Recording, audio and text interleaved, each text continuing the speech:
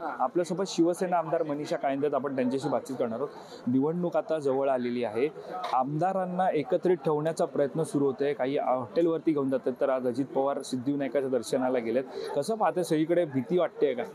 अजिबात नाही। आम्हाला विश्वास आहे की आमचे सगळेचे सगळे उमेदवार निवडून येतील आणि महायुतीमध्ये म्हणजेच एकनाथजी शिंदे, देवेंद्र फडणवीस आणि अजितदादा पवार यांच्यामध्ये चांगलं कोऑर्डिनेशन आहे आणि आमच्या सगळ्या जागा निवडून येतील। नक्की ज्या प्रकारे माझी लाडकी योजना ही योजना आलेली आहे, मात्र तिच्या प्रचारासाठी आता एकंदरीत 5,000 कोटींचा सुद्धा आता वापर होणार आहे अशी सुद्धा माहिती समोर येते। 5,000 कोटींचा हा जो जाहिरातीसाठी माझी लाडकी बहीण याच्यासाठी मुख्यमंत्र्यांकडून दिलं जातं, त्याचा वापर होणार अशी माहिती समोर येते। मात्र या सगळ्यावरती विरोधक टीका करत आहेत, तुम्ही कसं पाहता? नाही बघा, ही योजना आल्यापासून त्यांच्या पायाखालची जमीन सरकली आहे आणि त्यांना भीती वाटते की आता सबंध महिला वर्ग जो आहे, जो सगळ्या बहिणी महाराष्ट्रातल्या माननीय एकनाथजी शिंदे यांच्या पाठीशी ठामपणे उभे आहे आणि म्हणून हे काहीतरी त्याच्यात खुसपटं काढण्याचं काम करतायत।